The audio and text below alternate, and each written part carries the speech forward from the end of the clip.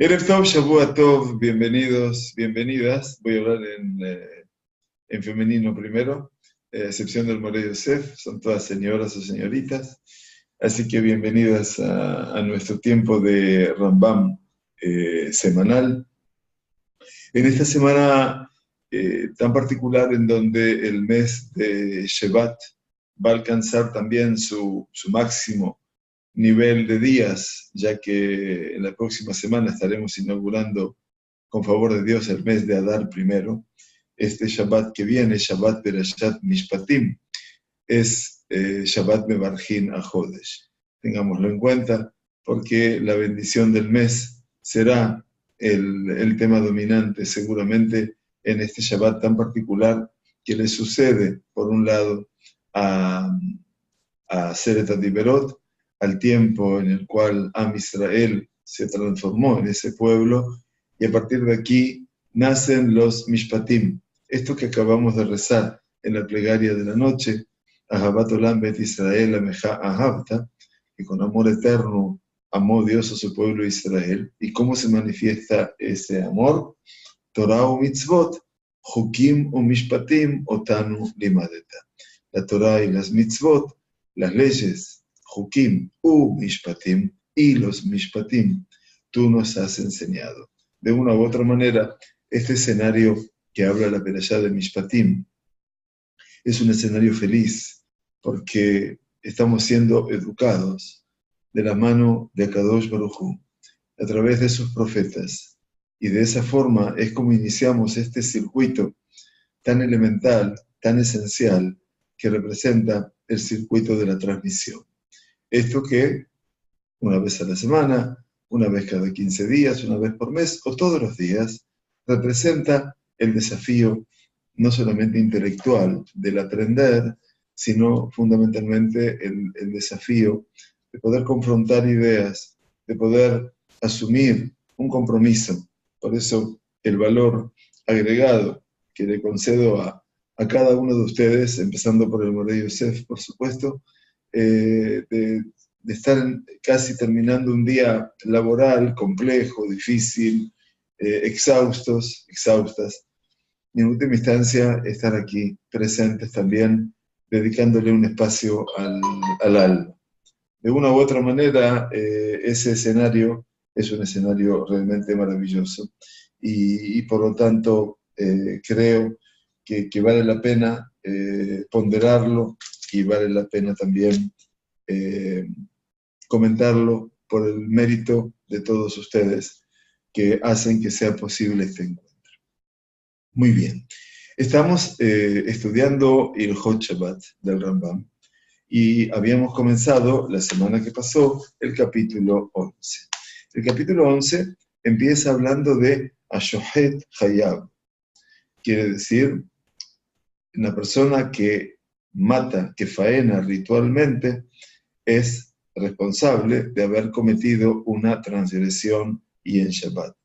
Y esto no se aplica solamente, explicaba el Rambam, a la faena ritual, a la matanza ritual, que se llama en hebreo, como todos sabemos, shechita, sino también cualquiera que tome la vida de una bestia viva, un animal, un ave o un pez, o un animal que se arrastra, un reptil, ya sea matando, apuñalando o golpeando, a priori, dice el Rambam, esa persona se considera también responsable. Por lo tanto, el concepto de Hayab, obviamente, es un concepto que tiene que ver fundamentalmente con la idea de la transgresión. En todas estas actividades, explican los comentaristas del Rambam, el animal muere a causa de ese golpe que le produce, obviamente, una hemorragia, y entonces de una u otra manera, aunque el golpe puede ser que el animal muera debido a una hemorragia interna, también se incluye como golpe en una categoría. Respecto a la halajá, que dice nuestro Peninei halajá del Rab Melamed, nos dice el Rab Melamed, para agregar un poquitito e intercalar la halajá cotidiana, que la labor de degollar es aquella por medio de la cual se le quita la vida al animal. Y nos explica el Rab que a la hora de erigir el tabernáculo, porque ustedes saben que todas las tareas, las melajot, las 39 melajot, de las cuales aprendemos que están prohibidas en Shabbat, se derivan de aquel momento en el cual el pueblo de Israel, ahora, después de Perashat Mishpatim, la próxima semana, no este Shabbat, el otro, empezamos el recorrido de las últimas 5 Perashiot del libro de Shemot, en donde estaremos hablando de Terumá, las ofrendas, Tetzaveh, Kitizá, Bayakel y Pekudé, las cuales todas, como un denominador, trabajan el tema del Mishkan, la construcción del Mishkan. Las 39 Melajot nacen precisamente de las que se hicieron para elegir el Mishkan. A la hora de elegir el tabernáculo, se degollaron Tehashim, unos animales muy especiales, que no es el momento ahora para explicar, y cabras para poder emplear sus pieles para las coberturas del santuario móvil. Entonces, agrega el Rav Melamed que la Torá no solamente prohíbe degollar, sino que también prohíbe quitarle la vida a cualquier ser vivo, tanto sea mediante un golpe, o también por asfixia, o cualquier otro medio. Y quien mata una pequeña hormiga transgrede una prohibición de la Torá de degollar. Quiero comentarles esto para que entendamos cuál es la proyección hoy en día del shohet, ¿verdad? Porque no todos somos shohatim desde ya. Quien toma un pez del agua, dado de que de ese modo le quita la vida, también incurre en una prohibición de la Torá de degollar. Asimismo, quien introduce sus manos en las entrañas del animal y extrae su nonato, estudiamos la semana pasada, enseguida lo vamos a repetir, transgrede la prohibición de la Torá de degollar. Entonces, así cerraba entonces la segunda, una persona que estrangula a un ser vivo. Esa es la primera alajá, ¿verdad? O inserta su mano en la matriz de un animal y extrae un feto de la matriz, también es responsable. Así terminaba la primera alajá. Quiero agregar un concepto más que nos dice el Rab. Ya estoy, un minuto. No se puede matar una cucaracha, entonces. Bueno, en realidad no se debe matar ningún animal, a no ser que obviamente esté molestando ciertamente, que esté invadiendo todo mi espacio. En general, lo que puedo hacer con las cucarachas, más allá de la situación de repugnancia que producen, por lo menos a mí, en lo personal, entonces lo que puedo hacer es azuzarla o empujarla con el pie, de manera tal que la pueda sacar de mi departamento, la pueda sacar de mi espacio eventualmente. De manera tal que de esa manera no la estamos matando, pero en última instancia nos estamos liberando de su presencia. Eso es siempre y cuando estemos al alcance, porque corren muy rápido los animales, ¿verdad? Los bichos en este caso.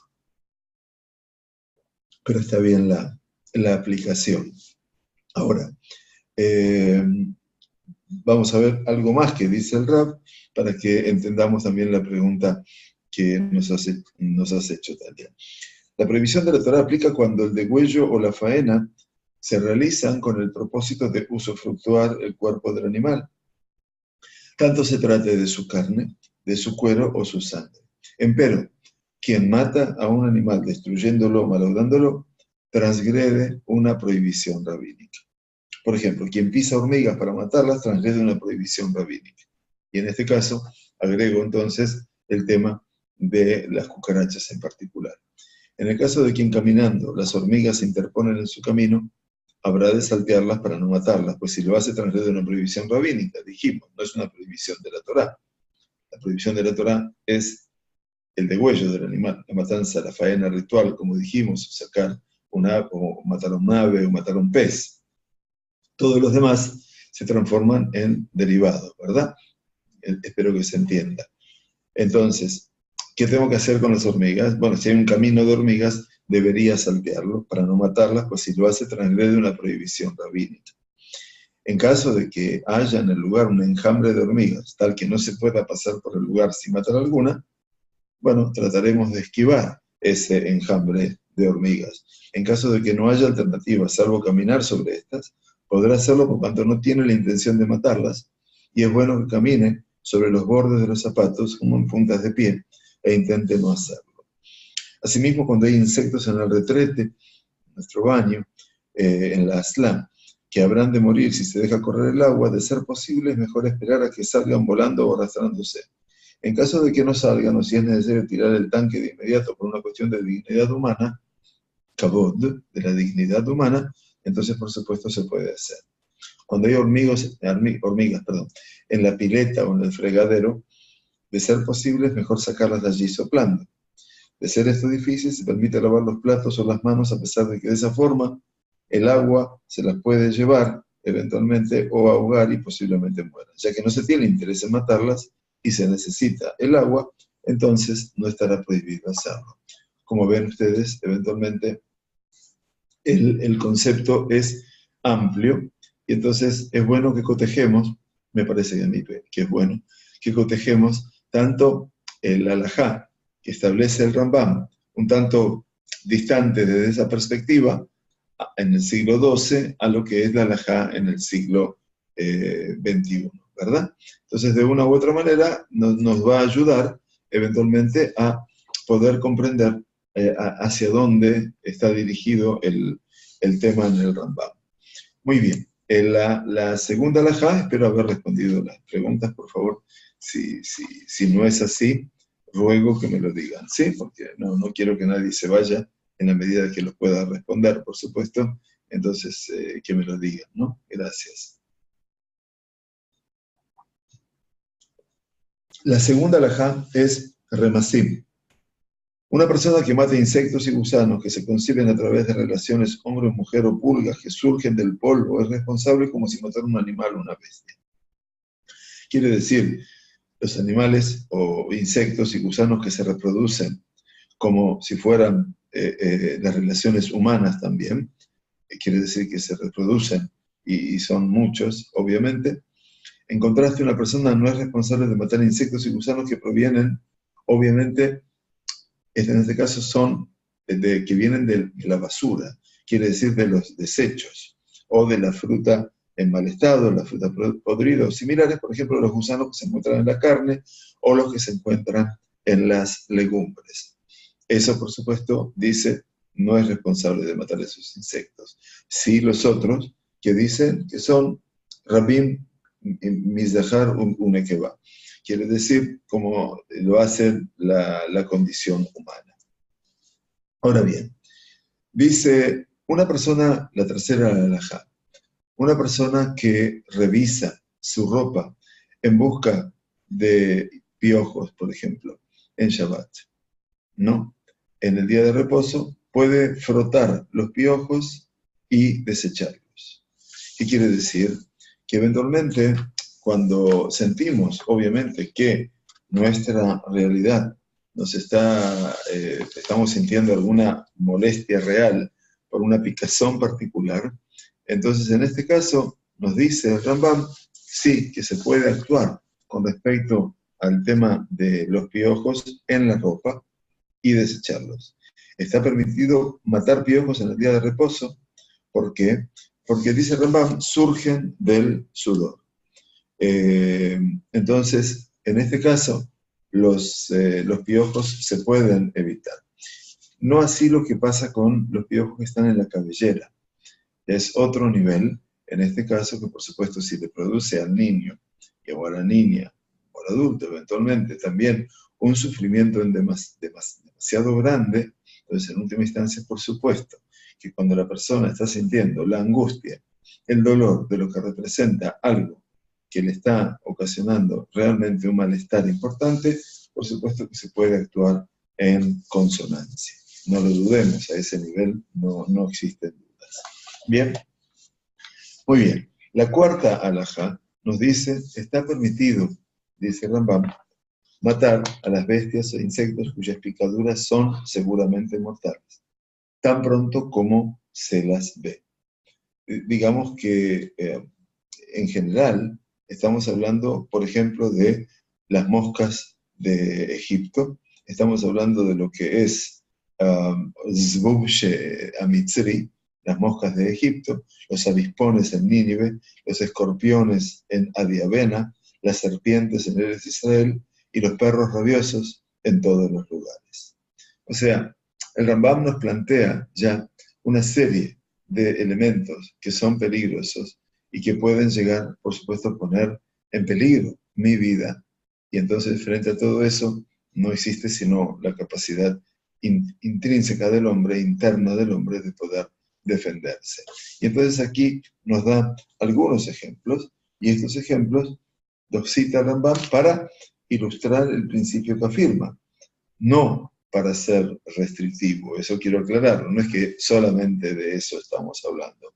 Si otras especies representan un peligro mortal, explica el Kesef Mishneh, que es Maran Yosef Karo, precisamente en su comentario al Rambam.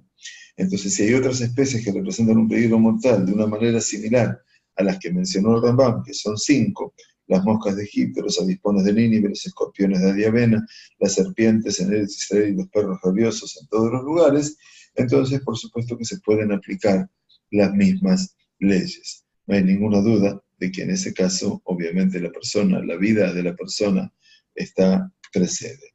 Entonces, dice Rambam, como regla general, las siguientes reglas se aplican con respecto a otros animales peligrosos. O sea, no perdamos de vista, ¿no es cierto?, que puede haber otros animales peligrosos que pueden infligir heridas de muerte a una persona. Por ejemplo, si están persiguiendo a una persona, uno puede matarlos.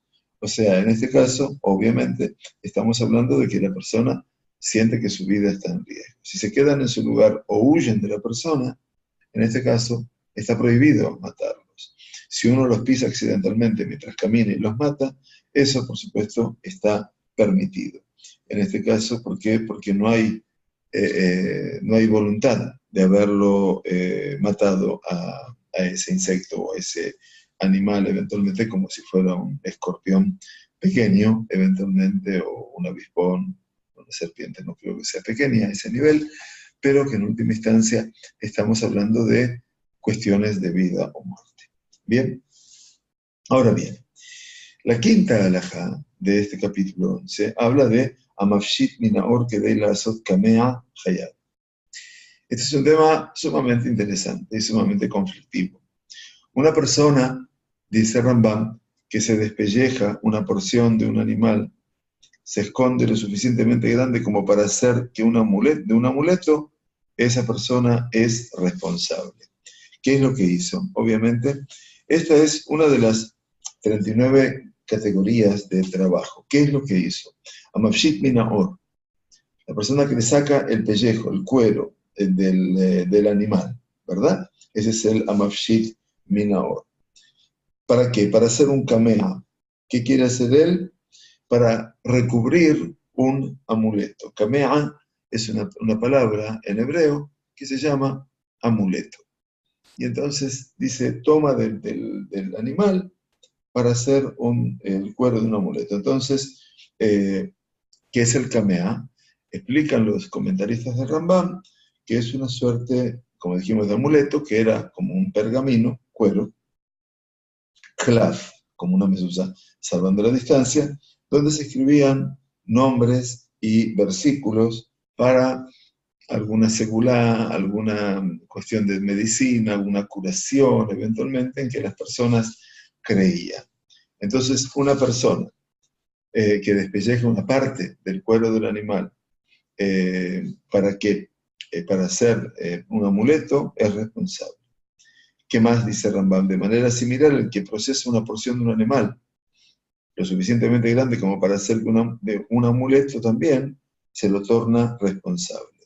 Esto tiene que ver, obviamente, con todo lo que es el uso inadecuado de lo que representa el animal, y no solamente el sufrimiento del animal, el animal está muerto, pero para qué estoy utilizando eventualmente las partes de su cuerpo. Todo esto, el Rambam dice, está todo prohibido. ¿Y qué más dice? Al igual, quien procesa una piel es responsable, como quien saca la piel, porque la salazón es uno de los métodos de procesamiento, o sea, quien pone a salar ese cuero del animal. Obviamente, todo esto, de manera similar, el que alisa una porción de un animal grande como para hacer un amuleto también es responsable. ¿Y qué se entiende por suavizar? Retirar el pelo o la lana de la piel después de la muerte del animal para que la superficie de la piel quede lisa. Entonces, en última instancia, nosotros nos damos cuenta que no solamente está prohibido el, el matar, sino también hacer eh, un uso inadecuado de lo que es el animal. Esto entraría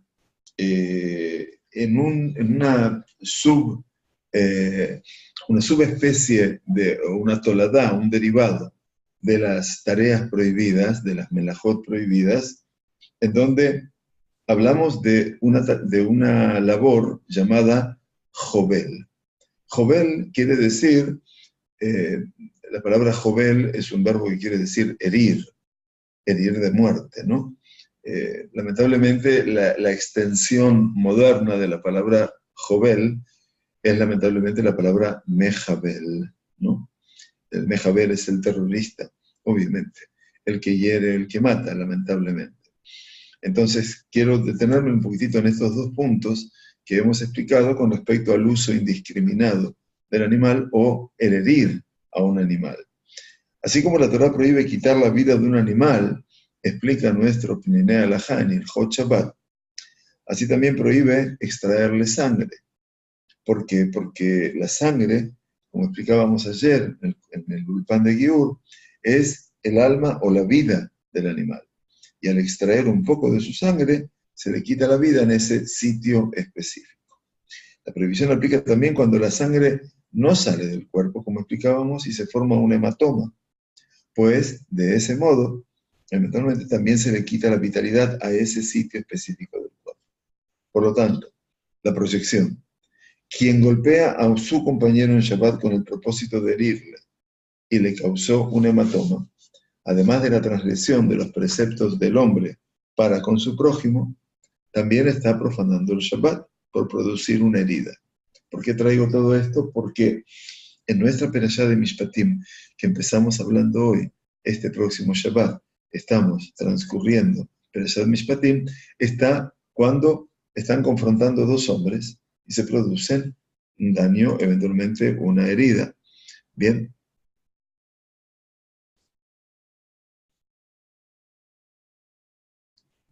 No, no, lo que está hablando el Rambam aquí es no el implemento del cuero animal para el calzado, los bolsos, etc.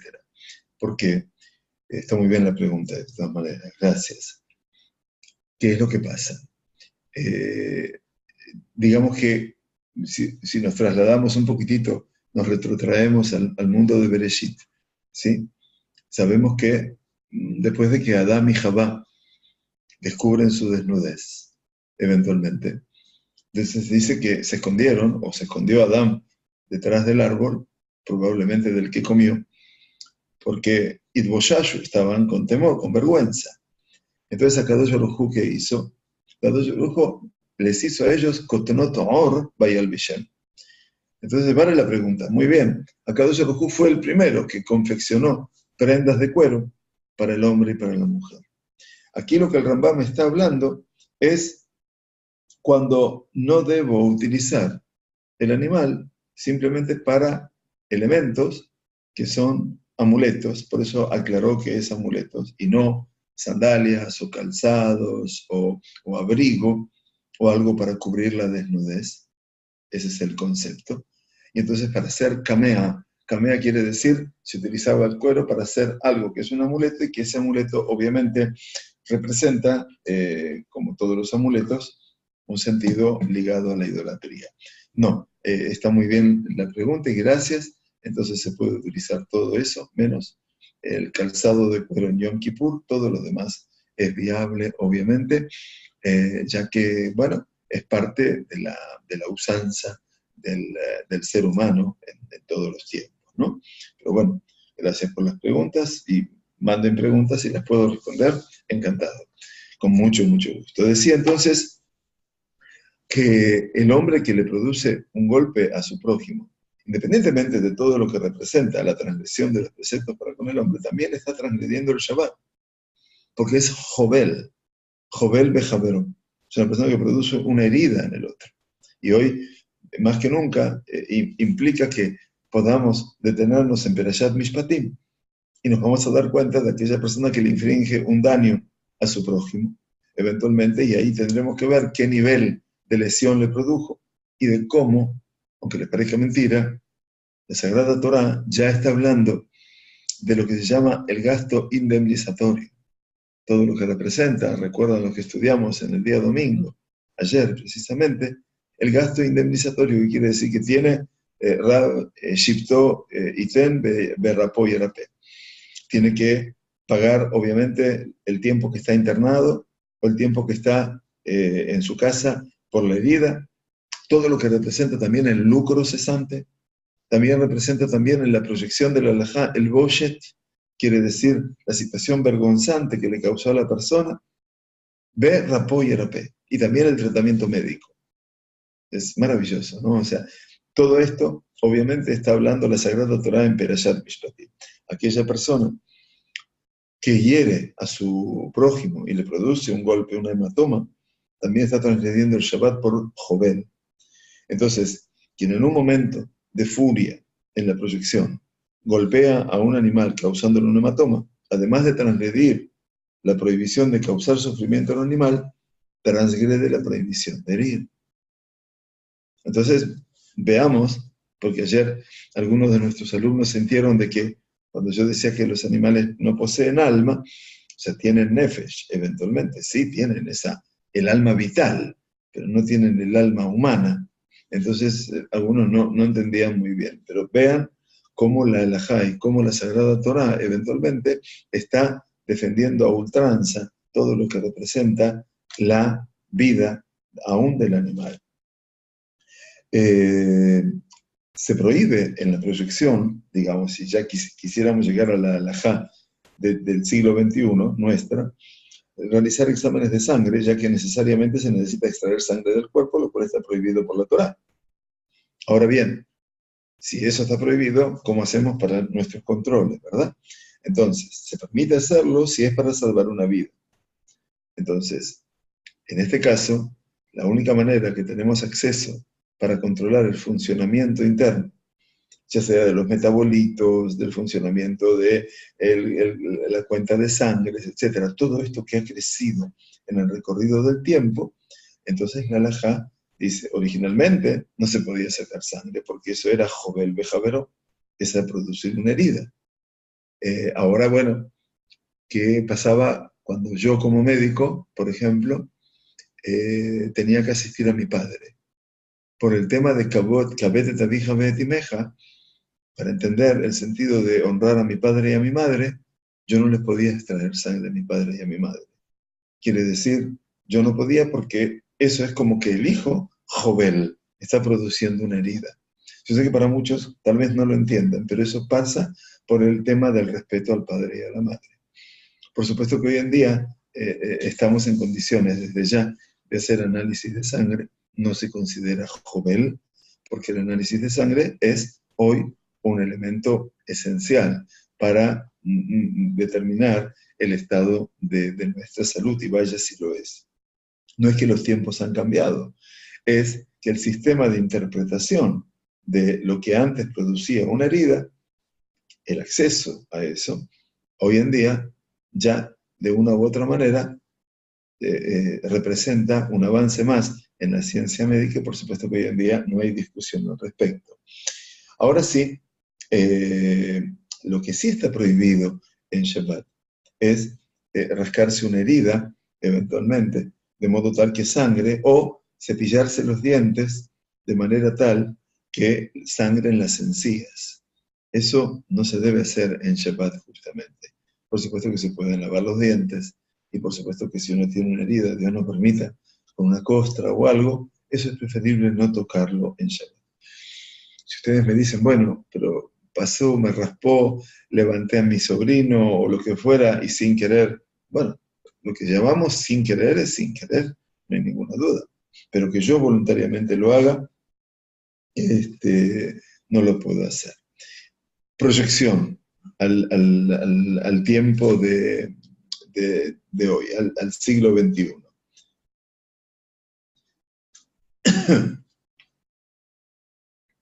Entonces,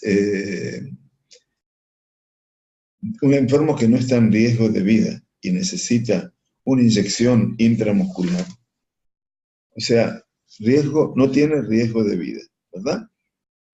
Pero necesita obviamente un tratamiento de una inyección intramuscular. Dado que no hay certidumbre de que el pinchazo genere sangrado, un judío podrá aplicarla. Si se trata de una inyección o suero intravenoso y el enfermo no corre riesgo de vida, un judío no podrá aplicarla porque con certeza generará sangrado. Empero se permite pedirle a un no judío que lo haga. Si el paciente corre riesgo de vida, un judío puede aplicar también el suero. Entonces, ustedes se darán cuenta que todo lo que representa hoy en día el concepto de jovel, el herir al otro, es no producirle una herida en demasía. Estamos hablando de peligro de vida, todas las alternativas se cierran, obviamente. Entonces, bueno, recuerdo, en paz descansen, mis padres a veces dependían mucho de algún tratamiento médico o de inyecciones intramusculares. Bueno, en ese caso yo sí, lo hacía, yo vivía muy cerca de ellos cuando estaba viviendo en Argentina, y entonces, por supuesto, cuando era en Shabbat también iba a la casa de ellos y tenía que dar una inyección intramuscular, y bueno, y también lo hacía, no hay ninguna duda, o sea que eso era necesario y eso no alteraba el respeto a los padres. Bien, hablé de la caza y de la eliminación de serpientes, escorpiones, insectos y mosquitos. Entonces, por ejemplo, una pregunta habitual, ¿no? Si hay mosquitos o insectos en la habitación, pregunta del millón. Ahora, cuando termine el invierno, va a llegar el verano y el verano nos va a proponer mosquitos. Entonces dice la halajá moderna, obviamente, se puede aplicar insecticida en aerosol para ahuyentarlos, ¿ok?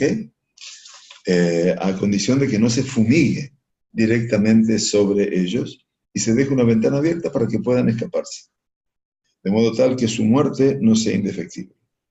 Sin embargo, está prohibido fumigar encima de los insectos o en un sitio en el cual no tienen lugar en donde escapar, pues en ese caso indefectiblemente se los habrá de matar y por ende se habrá de transgredir la prohibición de Jovel. Bien, está permitido en Shabbat, por ejemplo, usar repelente de mosquitos, más no en forma de pomada. Y esto lo decimos para los niños, ¿verdad? Que son los más expuestos, que van a la plaza, que juegan, y entonces es interesante que se pongan repelente de mosquitos. Bien. La última pregunta con respecto a los mosquitos, que seguramente me la harían, es si se permite colocar o no tabletas que repelen mosquitos sobre un aparato eléctrico que calienta, ¿no? Las tabletas eléctricas. De modo tal que al hacerlo el aroma de la tableta se esparce y ahuyenta a los insectos. Entonces eso está permitido. Sin embargo, es mejor colocar la tableta un tanto alejada del lugar que se calienta, para que no alcance una temperatura que obliga a la mano a retirarse. Sabemos que ese utensilio eléctrico que tiene la tableta llega un momento en el cual calienta mucho. Todos sabemos que el calentarse de ese objeto es yad soledet bo. Quiere decir, cuando yo toco y retiro la mano inmediatamente porque me quema. Eso es unos 45 grados aproximadamente. Entonces, puede ser que si llega a esa temperatura, estaría como cocinando en este caso. Ahora, si hay duda respecto de si la tableta se ha de calentar hasta esa temperatura, entonces está permitido colocarla sobre la misma fuente de calor. Algunos la ponen hasta la mitad, no la ponen toda, otros la ponen toda porque no hay ninguna duda que todo eso no va a generar ningún problema. Pero como ustedes ven, lo que estudiamos en la halajá del Rambam, y esto es lo que trato de transmitir todos los viernes, agradeciendo siempre a quienes participan después de la tefilá de Shabbat, a eso de las 6 y algo, estudiando el sistema de la halajá, el desarrollo de la halajá. Lo bueno de todo esto es comprender de que esta halajá es inquieta y está permanentemente junto a nosotros. Y entonces, obviamente, yo necesito del Rambam, vaya si lo necesito, porque es el que abre la puerta.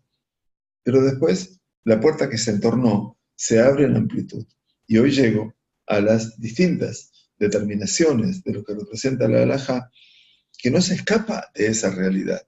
Justamente este viernes pasado, este Shabbat pasado, estuvimos estudiando acerca de la fuerza de los rabinos y de dónde la exégesis, el aprendizaje de los rabinos, nos lleva a determinar la halajá. Y esto me parece que es un tema muy, muy importante, que todo va coincidiendo felizmente entre nosotros. Bien, bueno, ¿qué más tenemos con respecto a los animales? Bien, animales creo que acá se termina, y pasamos ahora a Mefarek Duch Sostos, Me'al Akelaf. ¿Qué es esto? La sexta halajá. El Rambam nos plantea ahora el que separa, una persona que separa el Duch Sostos de un Klav. ¿Qué significa el Duch Sostos? Rambam explica, y los comentaristas explican, que la piel que se usa para el pergamino, quiere decir, la piel del animal, ustedes saben que todo se hace con cuero, ¿verdad? Yosef. Duch Sostos, para escribir. Muy bien, Moré Yosef. Moré Yosef está estudiando Sofrut, o Safrut, así que en última instancia va a ser nuestro experto en preparar tefilim y mezuzot, si Dios quiere. Así que, como ven, tenemos una comunidad maravillosa a ese nivel. Entonces, ¿qué es el Duch Sostos? Entonces, tenemos que los tefilim que usamos, tanto en el brazo, hablamos de las cajitas, ¿verdad? Que adentro tienen perashiot. Entonces, el Rambam explica en las leyes de tefilim que la piel que se usa para el pergamino se divide por la mitad. La piel del animal se la divide por la mitad, ¿verdad? El lado superior delgado de la piel, donde crece el pelo, la parte de afuera, se llama klaf.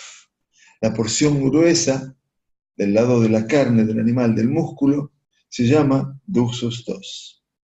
Los tefilim deben escribirse en el klaf, mientras que las mezuzot se pueden escribir en el Duch Sostos. En la actualidad, digamos, sea dicho sea de paso, el pergamino utilizado para escribir artículos sagrados ya no se procesa de esta manera, obviamente se procesa diferente. Pero bueno, el Rambam nos viene a explicar aquí, entonces entendieron que del cuero del animal se separan dos capas, ¿no? Hay una capa externa que tienen los pelos del animal, eso se llama el klaf. Eso es verdaderamente el pergamino donde usted tiene la mezuzá en su casa. Y se puede escribir tanto con este klaf, la mezuzá, como con la parte interior, el Duch Sostos, que es la otra piel interior, la que va pegada al músculo. Mientras que los tefilim tienen que ser escritos solamente con el klaf. ¿Bien? Entonces dice, una persona que separa el Duch Sostos del klaf es responsable de realizar un derivado del trabajo prohibido de desollar. O sea que está haciendo una toladá, estamos hablando de Shabbat, por supuesto, ¿no? Está haciendo un derivado de la toladá. ¿De acuerdo? Los derivados. ¿Se acuerdan que tenemos Av Melajá, las labores madre, y el Toladá, que es el derivado? Entonces, a Mefarek, haréis de Toledet Mafshid, como si estuviera desollando al animal, perdón, sacándole el cuero al animal, Be Hayab. Muy bien, una persona que pisa una piel con sus pies hasta que se endurezca, ¿sí? En este caso, o una que la suavice con sus manos, extendiéndola y nivelándola como lo hacen los trabajadores del cuero, o sea, está hablando aquí de la tarea particular de los trabajadores del cuero y los que trabajaban en las curtiembres y que obviamente preparaban el cuero, ya sea de una manera de endureciéndolo o bien suavizándolo, es responsable de realizar un derivado del trabajo prohibido, de lo que representa, de lo que es tratamiento. En este caso, están haciendo Toledet Me'aved. Me'aved viene como del Obed, del que trabaja, pero Me'aved significa hacer un tratamiento, en este caso, en el animal. Entonces, ¿qué tiene que ver con el trabajo del cuero? Eso lo hemos visto eventualmente, lo vamos a ver, perdón, en el próximo capítulo, que es el capítulo 20, no, perdón, dentro de 10 capítulos aproximadamente, en el capítulo que supera el 20, me parece, que es todo lo que es el trabajo del cuero. Bien, una persona que saca una pluma del ala de un ave es responsable de realizar un derivado del trabajo prohibido, también de mojek, de Toledet mojek, de borrar. O sea, como si estuviera arrancando algo, ¿no es cierto? Como si estuviera borrando algo. De manera similar a una persona que mancha una cataplasma de incluso tamaño más pequeño. En este caso, ¿qué dice la persona aquí? Dice a Vejena Memareach Reti Akol Sheu o Sha'aba, o también una cera de abejas, en este caso, ¿sí? Alquitrán u otras entidades que se manchan hasta que se produce una superficie lisa, es responsable de hacer un derivado del trabajo Tolede, del trabajo de alisar. Una persona que frota la piel que está suspendida entre pilares es responsable de alisar también. En este caso, obviamente, todo esto está involucrado con ¿qué? Con el trabajo de las pieles que estaban en el santuario, que ¿qué hacían con las pieles? Las suspendían en pilares, en las amudim, y las frotaban para que la superficie obviamente fuera lisa. O sea que todos los trabajos del santuario, obviamente que hoy ya no los vemos, porque la industrialización ha llegado a un punto donde todo lo que antes era prácticamente artesanal, hoy ha dejado de serlo, sin ninguna duda. Bien. Pero bueno, es bueno que lo podamos entender desde su desarrollo. Una persona que corta una parte de una piel lo suficientemente grande como para hacer un amuleto, para hacer el camilla, ¿se acuerdan? Esa persona, digamos, es responsable. Mejatej. Mejatej es cortar. Cortar es la prohibición. El amuleto representa ya una dimensión más, siempre que corte con una longitud y anchura específicas en mente. Quiere decir, cuando ya ha establecido que va a cortar un segmento que tenga que ver con 10 por 4, o sea, con medidas concretas. Cortar de esta manera se considera como trabajo prohibido en Shabbat. Sin embargo, si uno corta con una intención destructiva, ¿qué quiere decir una intención destructiva? Así estudiamos en el capítulo 1. Quiere decir cualquier persona que realice una labor prohibida por una intención destructiva, en este caso no se la considera responsable. No está profanando, en este caso, el tiempo del Shabbat. El tiempo del Shabbat, sí. Sin embargo, si uno corta con una intención destructiva o sin una medida precisa, hacerlo sin pensar por completo o por placer, en este caso no sería responsable, verdaderamente. Entonces, pero explica aquí que la intención que hace la persona para liberarla de la tensión y no está prestando atención para lo que hace. De todas maneras, cortar en Shabbat no se debe ni se puede, y esto es una prohibición, como lo vamos a estudiar ya si Dios quiere el próximo Shebut, para poder ir equiparando la halajá del Rambam con también la proyección a la halajá moderna. ¿Sí? Una persona que recorta lo que está abajo de una ala de un ave es responsable por realizar un derivado del trabajo prohibido de cortar. De manera similar, el que planea una viga de madera de cedro es responsable de cortar. ¿Qué está planeando? Quiere decir una viga de cedro, una viga de árbol, está dándole medidas determinadas eso tampoco se puede hacer. Del mismo modo, cualquier persona que corte un trozo de madera o un trozo de metal es responsable del corte. O sea que estamos en condiciones de poder afirmar que todo lo que se corta, menos la comida, por supuesto, o un sachet de leche. Si yo necesito abrir el sachet de leche para darle a mi invitado o al niño, al bebé, lo puedo cortar, no hay ningún problema. Eso no es ningún inconveniente. Se puede tomar una tijera para cortarlo inclusive, pero después no se revoluciona. Ya lo vamos a ver en su momento. Porque obviamente estoy haciendo algo que es necesario y que no puedo estar rompiendo el sachet de leche con mis dientes tampoco. Una persona que toma un trozo pequeño de madera y lo recorta para usarlo como un palillo para abrir una puerta, también es responsable.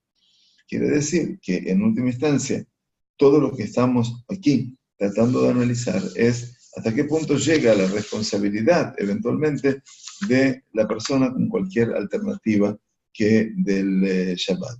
Entonces, todo esto obviamente nos lleva a nosotros a entender la última halajá que vamos a estudiar hoy, que es la octava, ya que a partir de la novena de este capítulo empezamos a hablar de la tarea prohibida de Kotev, que esta es más propia, esta es la nuestra, ya está más ligada a lo cotidiano, ¿verdad? La halajá número 8 nos enseña el Rambam, Kol davar shehu raui lema'achal behemah. Dice, cualquier artículo que se pueda usar como forraje para animales, quiere decir alimentos considerados para animales, ¿sí? Por ejemplo, paja, pastos blandos, ramas de palmeras y similares, puede recortarse el Shabbat, porque el concepto de preparar un utensilio no se aplica en este contexto. Se permite romper las ramas fragantes a mano por el bien de su aroma, quiere decir que yo pueda romper las ramas fragantes para poder, obviamente, tener y sentir el olor.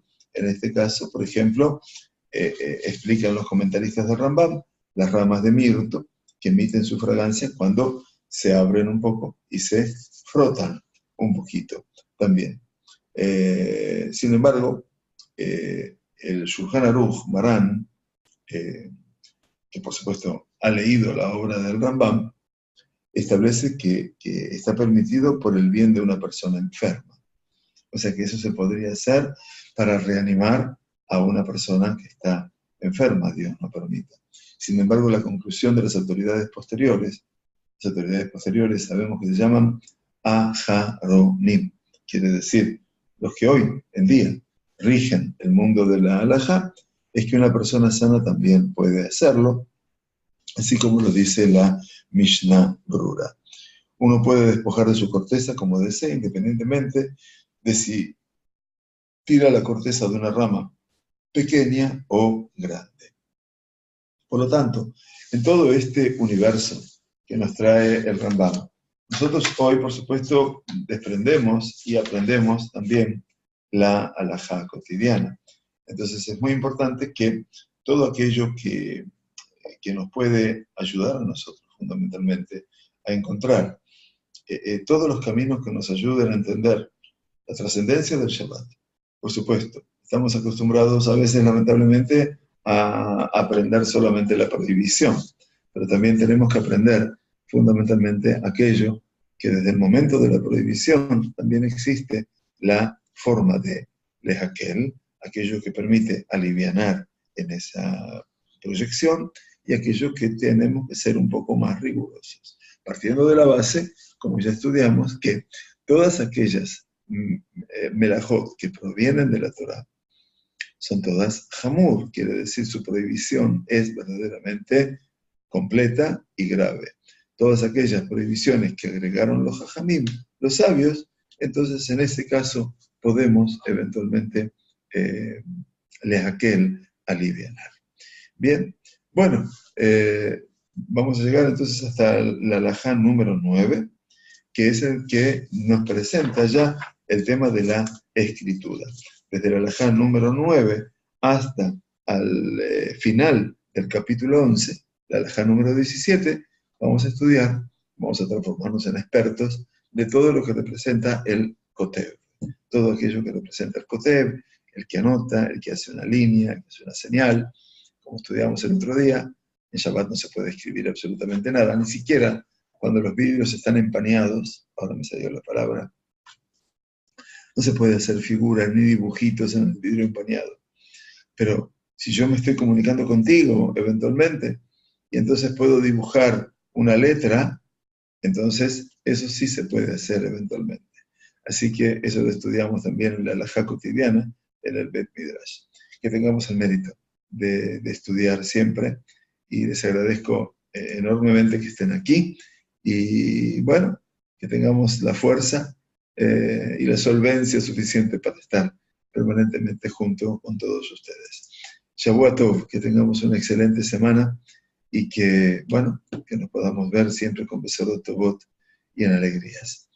Más alto para la familia Pérez por el día de hoy, y esperemos también que haya muchas alegrías en el seno de la comunidad. Shavua Tov, un gran cariño, un gran abrazo.